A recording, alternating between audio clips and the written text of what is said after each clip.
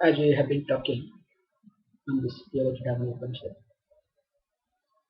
The last class we discussed that the Shastra is not interested to highlight on Kundalini. But as people expect to live in their fancy world, the Shastra being a mother allows people to live in their fancy world and it brings back to the ground reality. So in order to go along with children, the Shastra takes the help of the word Kundalini. Because the purpose of Shastra is not to talk on Kundalini at all. Because if we see, as we discussed, different texts do talk differently about Kundalini. We have already discussed in details. If you listen to one person regarding Kundalini, you will be convinced.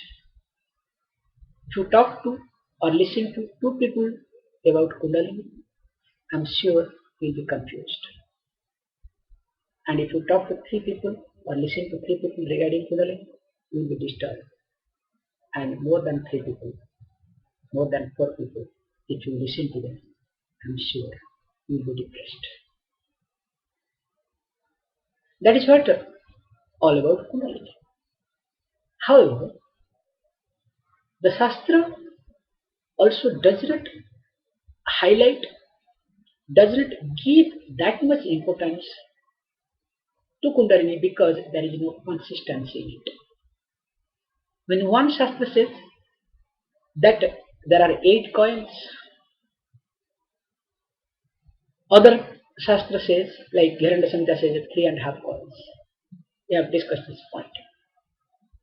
So that means it's very clear that Yoga Shastra, the traditional Yoga Shastra, just for the sake of or to resolve the curiosity of people, do talk on Kundalini. But that's not the main purpose. But always while hinting Kundalini, straight it takes to the lifestyle, what we call as Yama and Niyama. Already we have seen, he says that one has to practice. What the 3 things have to be together: fire, air, and I hope I forgot this thing. 3 things have to be, mind. Thank you. Fire, air, and mind. 3 things have to be together. Now, when it says fire, air, and mind, here fire is creating your own fire. We'll be seeing little bit later on.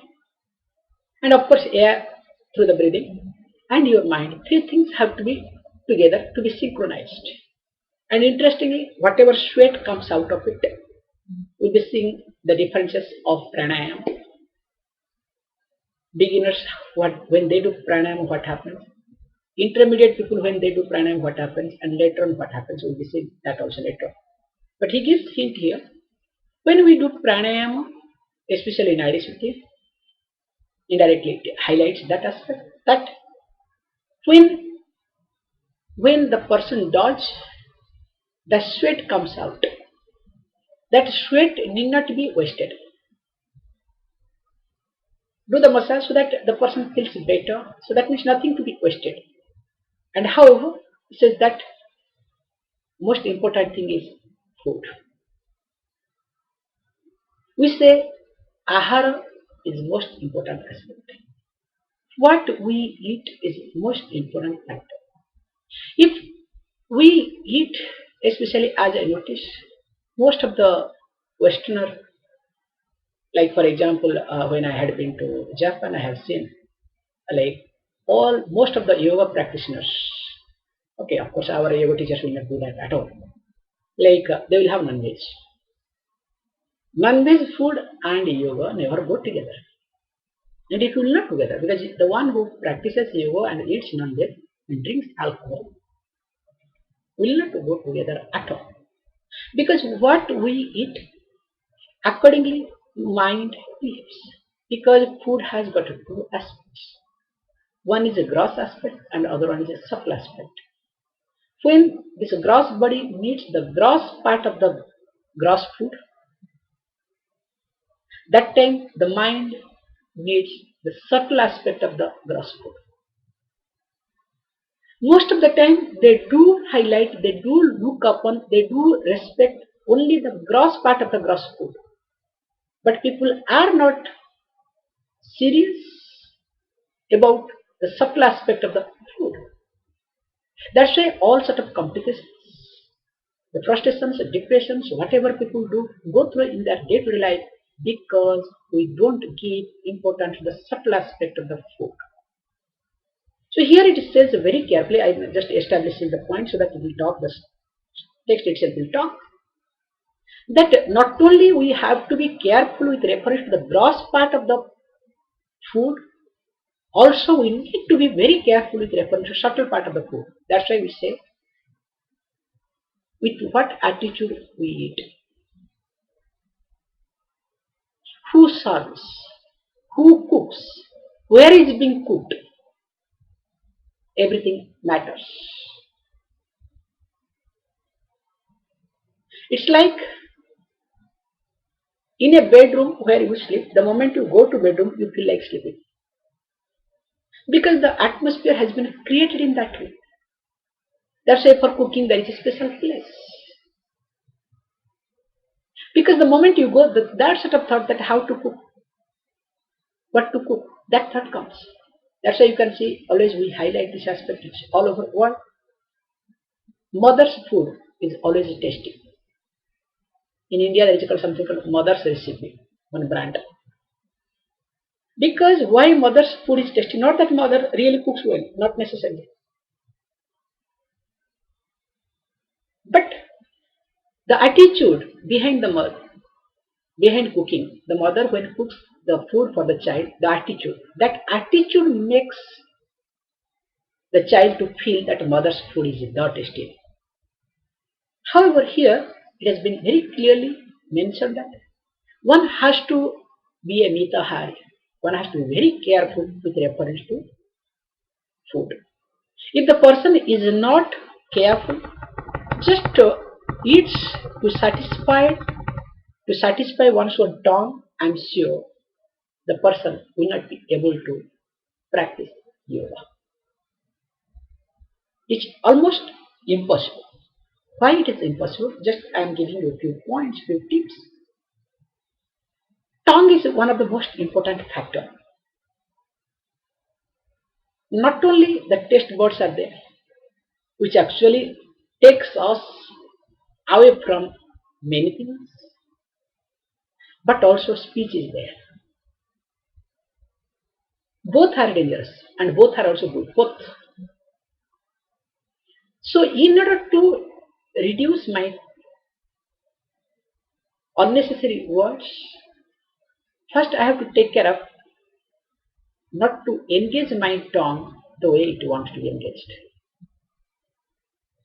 If you look at our day-to-day life, most of the time, in order to satisfy this taste bud, we do it. Whether it is really needed for us, whether this body wants or not, we never respect. Most of the time, because of this taste bud, poor body is being abused. Why a person becomes fat? You can observe this point, especially when you have stress. When a person is having stress, keeps munching. Without knowing, even though person is full, still keeps munching. The reason is why? Because the taste bud needs something. Mind is so much occupied and finally poor physical body gets abused. Many times it happens just to satisfy this taste buds, we do abuse. And another thing I noticed that we will be talking, in fact has given already, that there are few things not to be taken. For example, shower things. spice. These foods are not encouraged while practicing yoga. Whereas a sweet is allowed. The reason is why. We can, because already we have discussed this, that you have to very careful. When he says that when we have to eat sweet, not sour or spicy, generally as the medical science highlights, that different type of taste buds, salty, sweety, spicy, and pungent, another one. Among them, what happens is sweet taste bud gets satisfied very quickly. After taking one or two sweets, you cannot go for more. Whereas spicy or pungent, those things, those taste buds, the moment you take, it gets more and more activated. Because see, look at how they have thought of that time. You have to make sure bring down your taste bud. So that's why they add the sweet.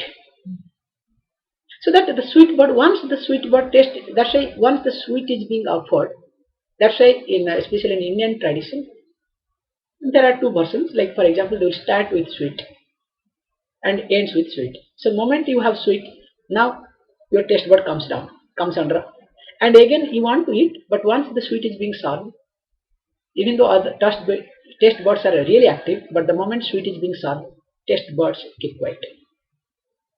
This is the purpose of sweet, nothing else. So he highlights that point that one has to take sweets. Sweets are allowed, but not too much, okay, at the same time. Because just to bring down, like for example, we do in rituals. One name of the fire is called Anala. Anala means na alam vidyate. It never says enough. Whatever you offer to fire, fire burns everything. So when we do fire ritual, as a rule, we have to satisfy fire. If we don't satisfy the fire, definitely result will not come. But at the same time, you cannot satisfy fire. It's almost impossible to satisfy fire. That's why the other name of the fire is called Anala. No alam vidyate, never says enough. Then how to go about it? So beautifully what is being done is, when the fire is having 7 tongues, sapta jiva, really well lit, you can say, with full brilliance, that moment we do offer honey. Once honey is being offered in fire, you can see the fire gets satisfied.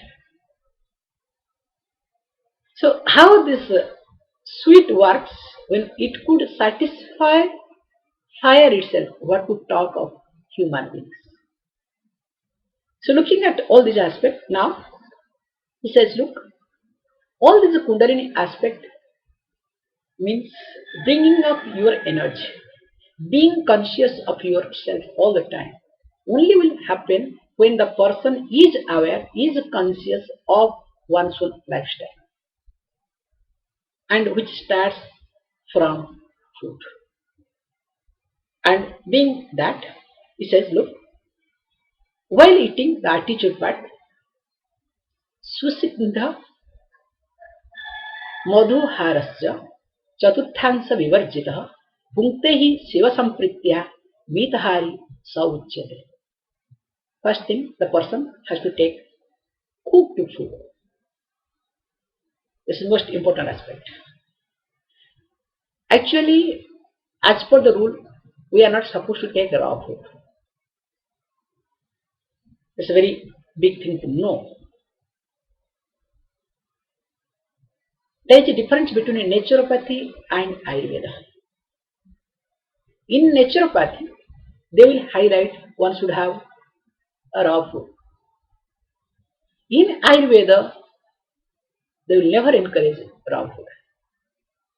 It should be at least half boiled, if not complete boiled.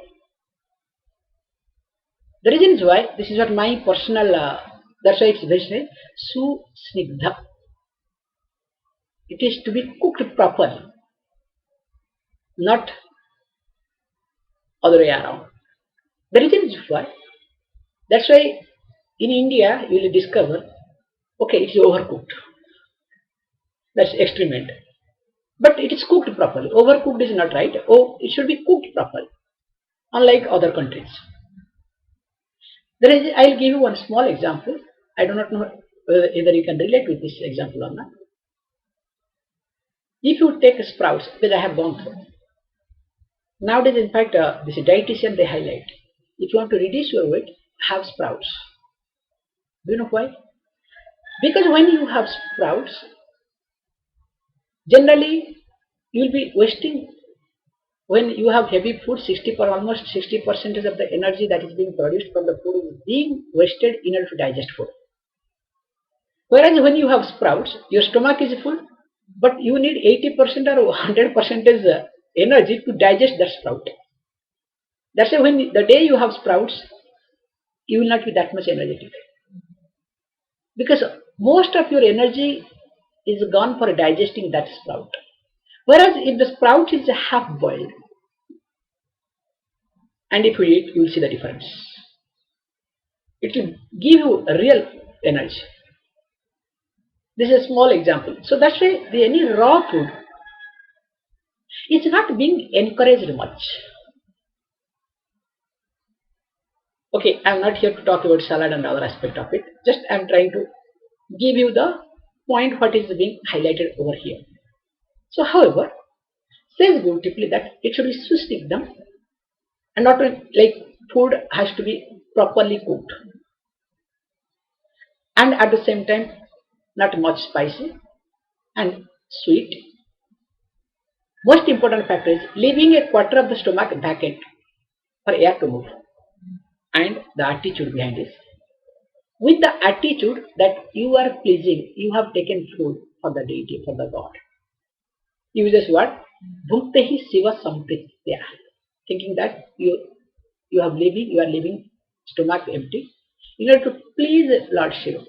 This is the attitude behind. That means what? You are not eating just to satisfy your taste bud, but to take care of the body, because through this body we are going to achieve many things. The God, or you can say understanding oneself. And that's what beautifully says. Only that person is called Mitahari, a moderate food taker. Not that being a dietitian, because nowadays everybody is very conscious while eating. For what? Just to maintain the body.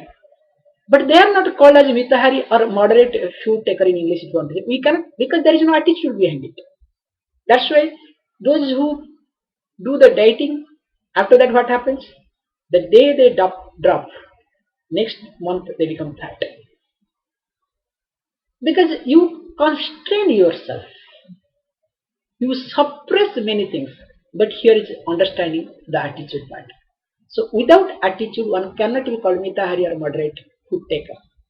However, he says, if this is the case, only when the person is moderate, the reason is why. If we eat more, we will feel very lazy and lethargic. And we will not have that much energy to do anything in life. That's why food has to be reduced. That's why in ashram actually, any ashram you go, food actually is served less than usual. They don't allow to eat up to neck. Okay, unlike our place, okay. Because, okay, you eat for some time and after that you'll get fed up, you'll understand. However, here it says that when the person eats properly, then the person will have energy. Then what happens? He says, Kandur Bhe Kundalini Sakti Ashtadha Kundala Krutihi Bandhanaya Cha Mudhana Yoginam Mokshada Sada. Now only that person who eats moderately with this attitude, now that person does what? Certain type of practice. And because of that practice, now the person becomes a free person. And what is that? He says, That is a practice called waking up the Kundalini. And he highlights that Kandurdhe Kundalini Sakti. There is a Kundalini Sakti which has Ashtadha Kundalakriti, which has got 8 coils. And where is it? It's in the form of a ring, coils, that's the word. 8. And it is a Kandurdhe. It is the upper portion of the Kanda. Kanda already we have discussed, like the bottom part of it. You can say perineum. You can use that word, absolutely no problem. And this particular thing is always a cause of bondage. This Kundalini is the cause of bondage for whom? Mudhana.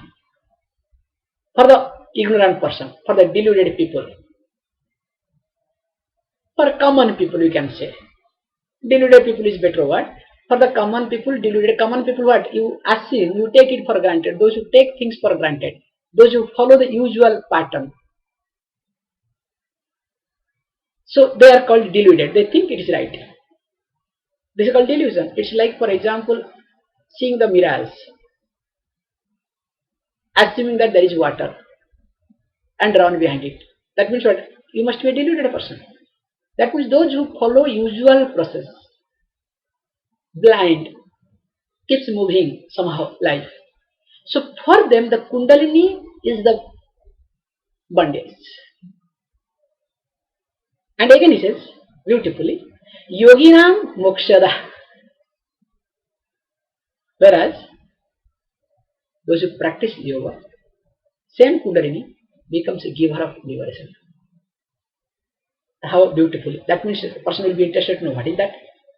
Gives bondage, at the same time it gives liberation. How is it possible? That is what the prana whole concept it highlights. Let us look at. Okay, if this is the case, then I need to make it very active. Because I just explain few things. Mind moves very funny way. And also things happens in a very systematic way. How? When we are up, means our energy is a little higher. We'll come across people, those who are having high energy. The place also energetically will be higher. And when we are low, also will come across, will attract only low energy people. That's why a depressed people always moves around depressed people. A confused person always moves around confused people. You can see. That is what happens because each one attracts that. That's why when I look at this guru's like huge crowd, yes, because this is the law. A highly deluded person will attract only deluded people. And that is what happens. But because a common, total deluded situation or deluding personalities, then what happens? They feel very comfortable. They feel protected. However, here it says that when the person is following usual way of living, common way of living, taking things, people for granted, that's called delusion here. I assume. It's called a point. I asked him, yeah, I thought it is okay. But why did you think that it is okay? This is called delusion. Taking for granted, taking for things. For them, this Kundalini, this prana becomes the bondage. Whereas those who practice yoga, for them it is liberation. Now question may arise, okay, how to practice yoga? What is all about it? Because I am now interested to practice. See now how he uses the Kundalini and takes away from Kundalini nicely. Not highlights this will happen, that will happen, not the effect. People, Kundalini means they talk on effect, they never talk on practices. If Kundalini is raised, you will have cooling effect here. So everybody looks for cooling, yes, so that snake will come out. All sort of images. In fact, somebody told me, actually my Kundalini is in halfway. Neither it is coming up nor it is going down. I am very disturbed. Will you please bring up? I said, why bring up? I can bring it down. Then I told, in fact, I said, look, I can help you. I have to find out where is that tail, so I can pull that tail so that that fellow can come down. Because I am little scared to pull with the head, because if that fellow hits me, and person didn't understand. Oh, okay, I don't mind. In fact, seriously, I don't mind even if it goes down, because at least I'll be safe. So people only highlight Kundalini Yoga means highlight on effect, not on practice. More highlight on effect, little bit practice to be given so that some sensation will come. Whether sensation is there or not, they create the sensation. It's like if you go, especially to a psychiatrist, even if you don't have problem, you will discover a problem over there. And that psychiatrist will make sure that you are having problem, because I have never come across a psychiatrist who doesn't have problem. Because of problem, they become psychiatrist. And whoever goes to them, they project that you have a problem. And they make sure that you have a problem. So as it happens, so also in Kundalini Yoga, they create the sensation in such a way, they do highlight, or they do approach, or they do know your vulnerable area, and the way they attack, so you feel some type of sensation here and there. And for that they do practice certain tricks and other things which will make that sensational point more and more active, because like our prana imbalanced. When prana gets imbalanced, definitely you will get sensation. Different type of feelings you will get. So that feelings are being colored, being highlighted. So Kundalini has nothing to do, because if you look at the Kundalini Yoga, is nothing to do with talking after effect, but it's all about the practice. How much practice we do. Here he says that there are few things to be practiced. What are they? Mahamudra, Navamudra, Udyanam cha Jalandharam, Moolavandham cha Yoveti, Sayogi Mukti Bhajanam. That person is or become capable of freeing one's own self. From what? From this prana and apana vayus. We'll be talking about this Kundalini, how it makes it, little bit I can talk it. Already in fact we have talked. Constant, you can say, fight or pull and push is going on between prana and apana. When prana wants to go up, that time apana will stop. Constant fight is going on. And as long as we succumb to the fight, we are deluded. That becomes one day. But when we allow the prana to go up, bringing the apana, making the apana weaker, that time we practice yoga. It's a very simple logic, nothing else. So he highlights that for that we need few things to practice, especially to make this prana and apana more, or to function in a better way. So how? He says, one is called Mahamudra. Second one is called Nabhamudra. Third one, Uddiyana Bandha. Fourth one, Jalandhara Bandha. And Mula Bandha. Now, if this is the case, now question may arise. Okay, what about all these bandhas and mudras? New words. So he starts with the first Mula Bandha. Let us look at what is Mula Bandha. He says, Prashni Ghatena Sampidya Yuanim Akunchait Drudham Apanam Urdham Akrushya Mulabandho Vidhiyate. So that is what called Mulabandha. So what is that? First what you have to do is that Prashni Ghatena Sampidya, pressing the place of the kanda, putting one's own heel there, means Siddhasana almost comes. Bringing the heel to the perineum.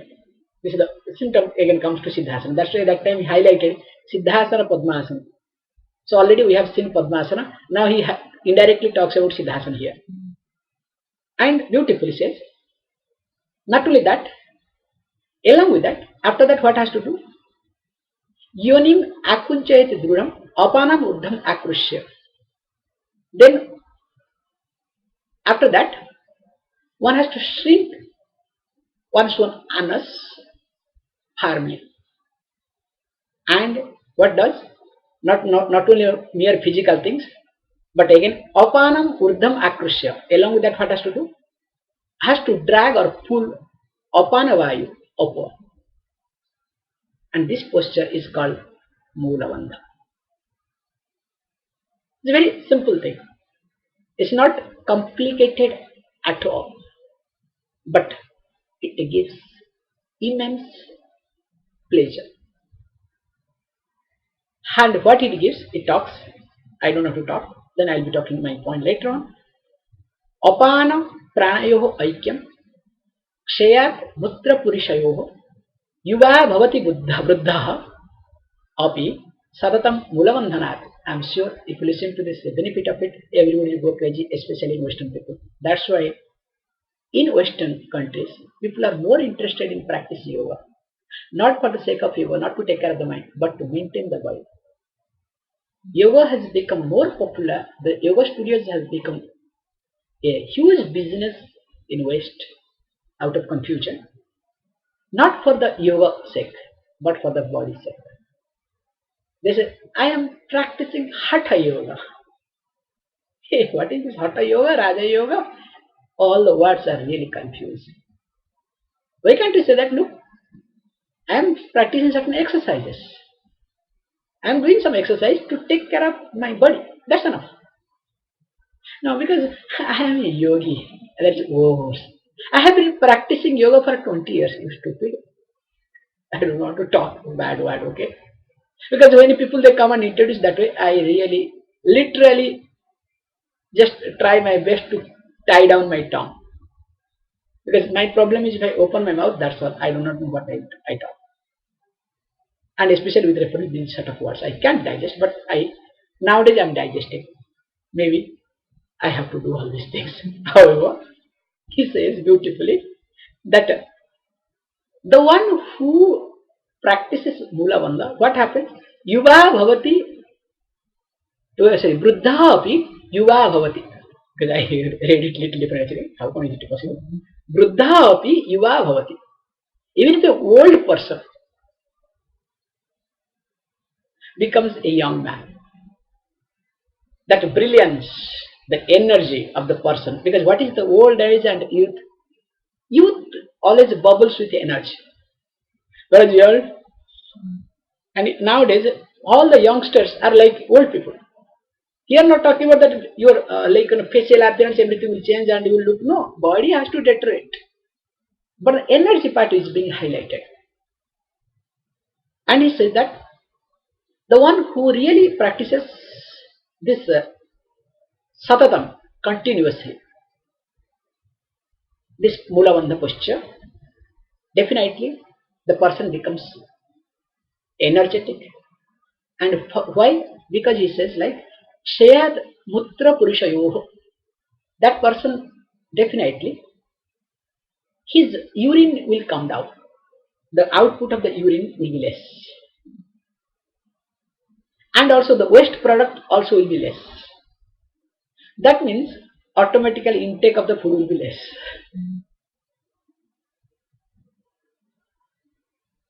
And once intake of the food is less, automatically all the organs will function in a better way.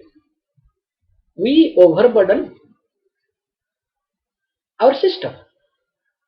If we observe our body, that's why as a rule, in fact we should do here, which we are not doing, I feel now we should do, weekly one day fasting. Some namesake something should be there, that's all. Allowing this stomach to relax. Because we never do it. We keep dumping whenever we want. Poor fellow, it's like a dustbin. I say always a dump pad. Whatever unwanted things, what you do? Put in the dustbin. So whatever things are there, wherever, it is going to go wasted, especially in Indian women. It's a really, they don't want anything to get wasted. I do not know in the Western country it happens or not. Most of the women, they do it in house. They don't feel like wasting anything else. Okay, oh, this thing is there. Some pizza is there, or some pasta is there, or this rice is there, whatever, chapati is there. Why to waste? What is this, a dustbin or what? They treat that way. I have observed many people. They treat the stomach as their dustbin. In fact, jocularly I say, look, I don't want to throw food, better eat it. Jocularly I do say that. However, if the person practices Mula Bandha, intake of the food will be reduced. But he doesn't talk about intake, he says that output will be reduced. And once the output is being reduced, then what happens? Then automatically this union of apana and prana becomes more strong. Because we don't waste so much energy in managing the fight between prana and apana. That is what happens in our day-to-day life. Most of the time we waste our energy in managing this. That's why after food, sleep. And there are countries, in fact I have noticed in India, now things are improving actually. For example, after lunch, you will see most of the shopping complexes will be closed. So everybody, 2-3 hours, you will sleep. So in Italy, siesta. Also they need a nap. Doesn't matter in half an hour, 40 minutes. So now things are improving in Italy, in India also, because of all these decisions. So they eat, sleep. As I notice also, as Indian eat a lot, because only they are looking for the good food. Indian means hundreds of dishes. They have to eat. Whole life is nothing. Like a lady starts the day in kitchen and ends the whole day in kitchen. Kitchen, kitchen, kitchen. That's why they make a fun of it. Indians spend time 5 hours to cook, but they eat in 5 minutes. The worst thing also other people they do, they cook for 5 minutes and spend 5 hours on the dining table while talking. That's another worst thing in life. Both are. At least here, 5 hours spending means there is a lot of good attitude and a lot of other things, care and concern, which is not necessarily too much, is over. But at least this is far better than cooking in 5 minutes and eating for 5 hours. However, both are extremes. So he says that we have to look at, if this is the case, then what about other bandhas? Now next he talks about Udyana bandha. He says, Udyanam kurute yasma avishrantam mahakhagah Udyanam tadeva syat mrityu matanga kesari. He highlights about this Udyan. And what is that Udyan? He says, look, if you look at the great bird, Mahakhaga, eagle,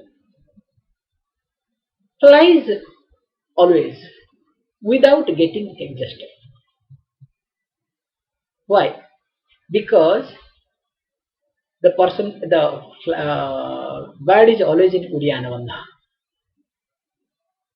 Means that sort of energy gives the Udyana Bandha.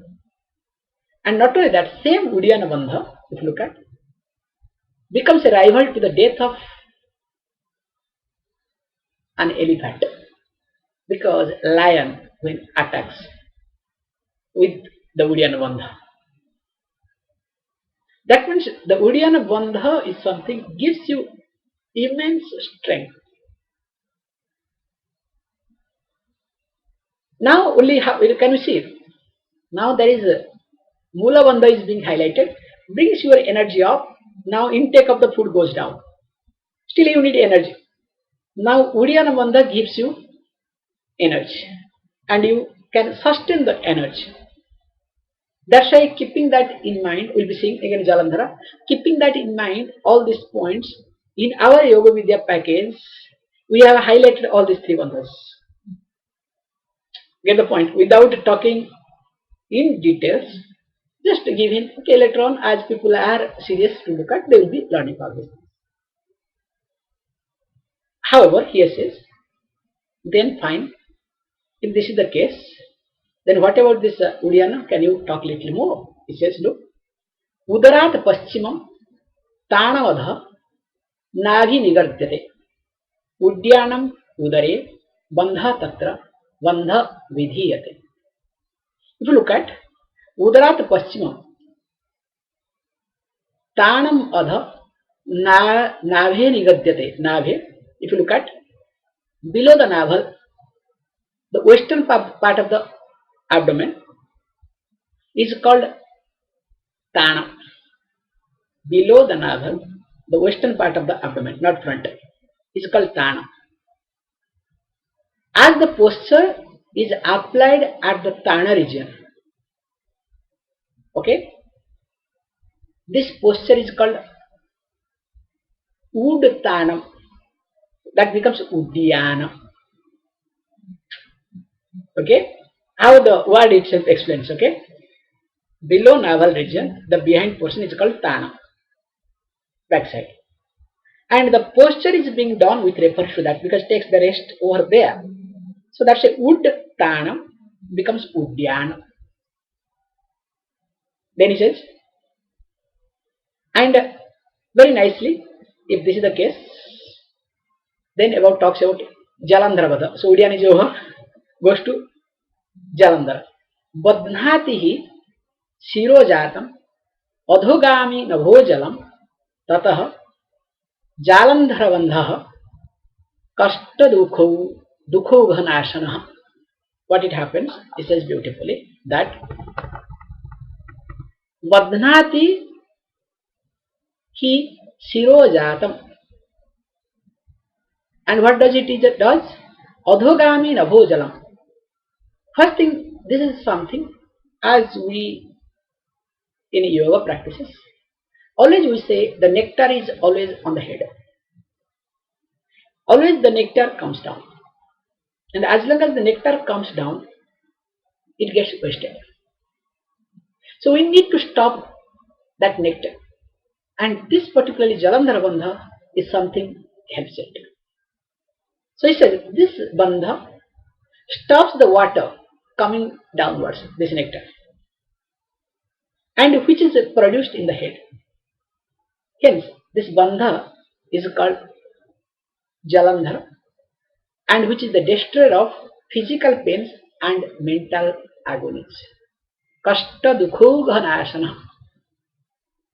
If the person does Jalandhara bandha, whatever mental agony person goes through, or the physical pain the person goes through, that gets eliminated.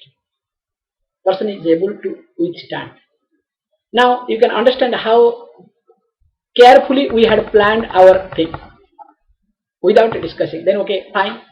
Okay, what about this Jalandhara bandha a little bit more? Says, look, Jalandhare krute bandhe kantha sankocha lakshane na piyusham patati agno nacha vayuhu pradhavati. Says, Jalandhare krute bandhe. On assuming Jalandhara bandha, how? Kantha sankocha lakshane, by contracting the throat. Na piyusam patati. Now the produced water, means your nectar, is not destroyed by falling down into the Vaishvanara fire, to the digestive fire. Generally when the nectar, the water falls down here on the stomach, comes down, automatically it gets destroyed in the fire. She says, because of this Jalandhara bandha, because by contracting the throat, now what happens? We don't allow that nectar to fall down, so that it never gets destroyed. And because of that reason, again what happens? Second thing happens, that the air, na vayuhu pradhavati, the air does not run upwards and downwards. The air becomes steady. That means you can see here, air, fire are being taken care. Air, fire and water. Each of them in their respective place. The water is not allowed to come down, fire is there, and air also is steady. And as it is happens, then he says again, okay, next talks about Khechari Mudra. What is khechari? Kapala kuhare jiva pravishtha viparitaga भ्रुवंतर भ्रुवोः अंतर्गता दृष्टि मुद्रा भवति खेचरी. Very simple. He says kapala kuhare jiva pravishtha viparitaga. Viparitaga means turned back in the opposite way. Now the tongue is turned back. And how? Again he says kapala kuhere. It can turn down other way around also. But he says no. And it's being inserted into the hole which is in the lower part of skull. Kapala kuhere. And thereafter what happens? Thereafter dhruvoho antargata drushti. Not merely. You have to do what? Thereafter the gaze is fixed in between the eyebrows. Mainly Agya Chakra.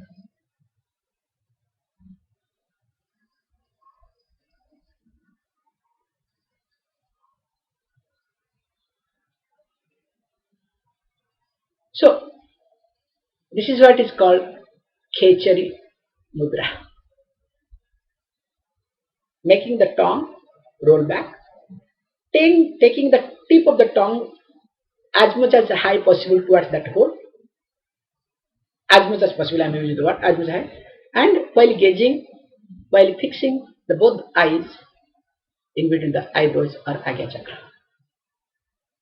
This is what called Khechari Mudra. And okay, fine, all this is fantastic, but what happens by doing Khechari Mudra? It says, Na rogaha maranam tasya. Wow. Na nidra na kshuda trishna. Na cha murcha bhavet tasya. Yo mudram vetti Khechari. Vetti means here, no, not only we are knowing practices. The one who practices regularly. General literal translation will be knows. Knowing means here really committed to it. The one who practices regularly, what happens in this Khechari Mudra? Naroga maranam tasya. Literally, if you look at it, the person is not going to be affected by any disease. Not death, sleep, hunger, thirst. Even if mricha means one type of like people becomes unconscious. Means the person will not be affected with mental agonies at all. And with this, he says, if this is the case, again he says, Pidyate na cha rogena, lipyate na sa karmabhihi, buddhyate na cha kenapi, yo mudra vetti khechari. He who knows or practices regularly here, he who practices regularly this khechari mudra, is not affected by any disease. Pidyate na cha rogena. And not only that, lipyate nasa karmabhihi is neither carried away by any action. Not only karmabhihi, both action and its result also. And he says, badhyate nacha kenapi, and is never being affected by anything, disturbed by any living beings. And yo mudra veti khechari, the one who practices it. How is it possible? Because we can again let us finish it, then we'll talk a little bit on khechari mudra. Because actually, if we talk in each mudra, it will take a real time. Because I want to complete the text. Because when we find time, like dealing each mudra can be dealt separately. Like what to do, what we should not do, what are the things. That's why always we highlight. Before practicing mudra, if there is the person is not mitahari, is not having moderate food. If there is no lifestyle and starts practicing this all these mudras and abundance, it will create a lot of confusion, imbalance. That's why we make sure that there should be some lifestyle. Then only the mudras and other things will be helpful.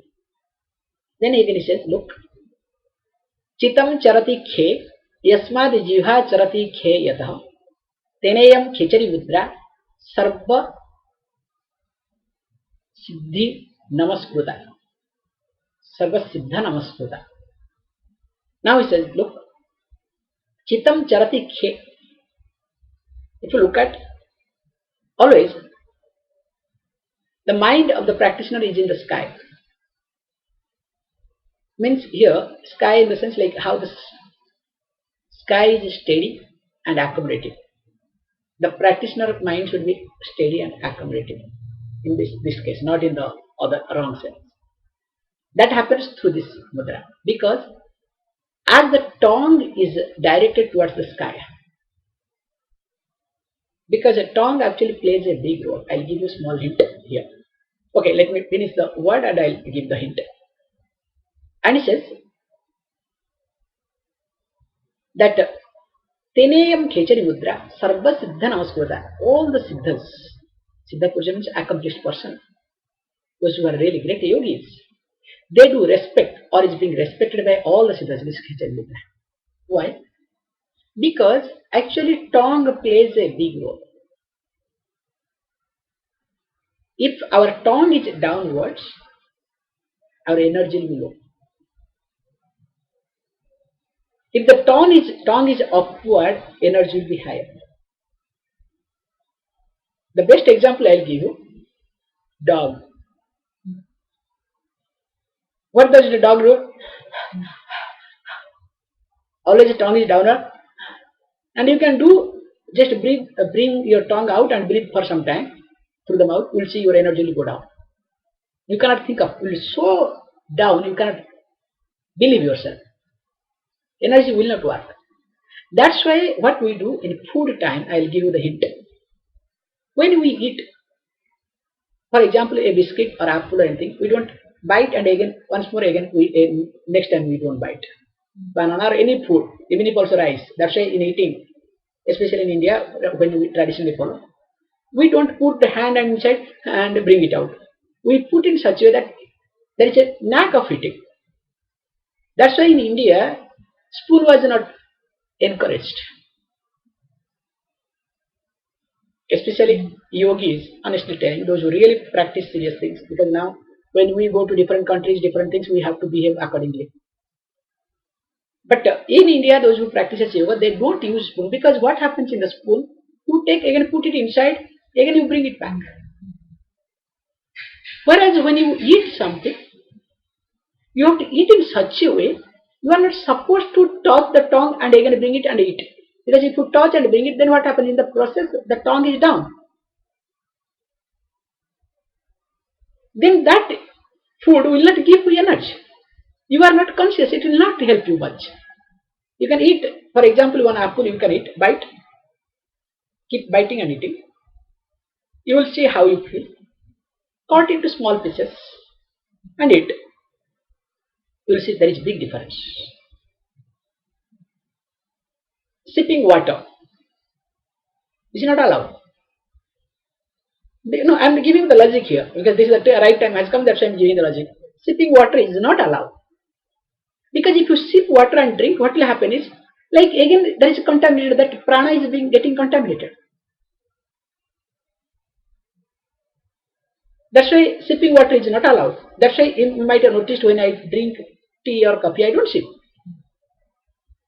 Because there are a lot of other factors are involved. While eating also, you have to eat in such a way, you are not putting the hand inside. It need not touch. That is knack of eating. That is called conscious. How conscious you are while eating. That actually reflects. That is what is being highlighted here. If the tongue is downwards, automatically energy will be downward. If the tongue is upward, energy has to be upward. And that is being practiced as the part of the culture while eating food. So that's why I am saying that each and every practice that is being prevalent in India, keeping with prana, nothing else. Because people may say that it's a social things and it's like showing up too much orthodox attitude. Because if people, in fact in India they say, it's a very orthodox approach. It's not orthodox approach. If somebody really wants to manage one's own prana, has to do it. And if the person is not interested in prana, he need not do it. Because if I don't take care of my energy, who will take care of it? That's why everything is being exclusive. That's why another thing I would like to say, in India especially, okay, nowadays things are getting going other way around. Those days there was no sofa. Anybody's old house you go, even if nowadays also even if I go to many houses, they do give me. They will not allow those who know. They will not allow me to sit on sofa. They will give me a chair, plastic chair. If there is no wooden chair, at least plastic chairs are available. Plastic chair because plastic is no problem. Because actually sofa absorbs a lot of negativity. That's why always I say if you are not getting sleep, come and lie down in sofa. You will get sleep. One of the best place to sleep is called sofa. If you don't get sleep, lie down. Definitely you will get sleep. And if you want to observe this point, how the sofa is full of negativity, take a shower. After taking shower and come and sit on the sofa. Out. After taking shower, if you come and sit on your bed, how you feel? Same thing. After taking shower, if you come and sit down on the sofa, you feel the same. There is not much difference. Because if we do not take care of these small things, how will we be able to come up? How will we be able to build up our energy? That's why without lifestyle, yoga has no meaning. More of it we'll see in the next class.